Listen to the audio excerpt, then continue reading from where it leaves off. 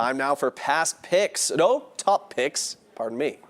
We are going to start with Adobe here, if I can at least read that correctly. Right. So the two most important themes in this market and most resilient are technology and financials. Let's start with Adobe in the technology space.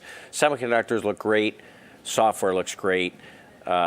Adobe fits a couple of key themes here. First of all, they were really the original big software company to go to the cloud, start selling their software through the cloud and by subscription. So today, 82% of the revenue comes as a subscription.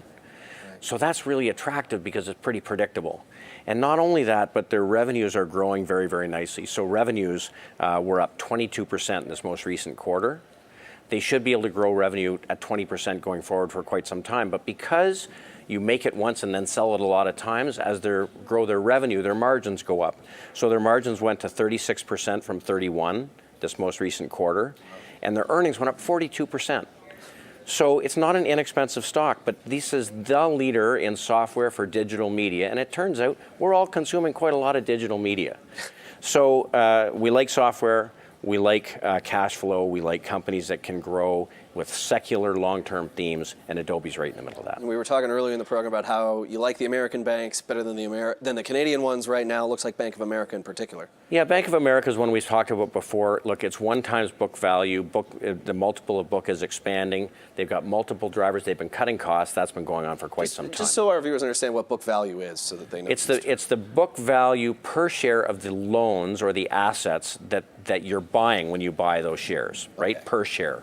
And so you're paying just the liquidation value of the loans. That's all you're paying for this company. Right. Forget the brand, forget the growth. Split apart and sold. Right, yeah, right. So these companies tend to trade at a multiple of book value. You're getting higher interest rates, which means last quarter, $600 million of additional revenue just from their net interest margin. They win if there is less regulation. They win if there's economic growth, which you're getting, and they win if they can return more capital by way of dividends, which the Fed is now allowing them to do. So I think that you can win a lot of ways in Bank of America. And then the last top pick you have, leader in lithium, I just learned from you about 10 seconds ago, Albemarle. Yeah, so we talked lots of really big caps. This is a smaller cap stock. It's $11 billion market cap, so not tiny. But this is the dominant player in lithium. I believe we are going to continue to see movement to electric cars. You have to have lithium for lithium-ion batteries. Albemarle makes both types of lithium that go into all of these major batteries that are being sold. They'll triple their production over the next 5 years. It's like a mine. The Model 3 is about to come from Tesla. Yeah. They are becoming mass market, and as you run into the beginning of a mine production, share prices tend to do well. So this is a major supplier, but with twice the margin that Tesla will ever have. Right. So it's a play on electric cars. In something that's short supply.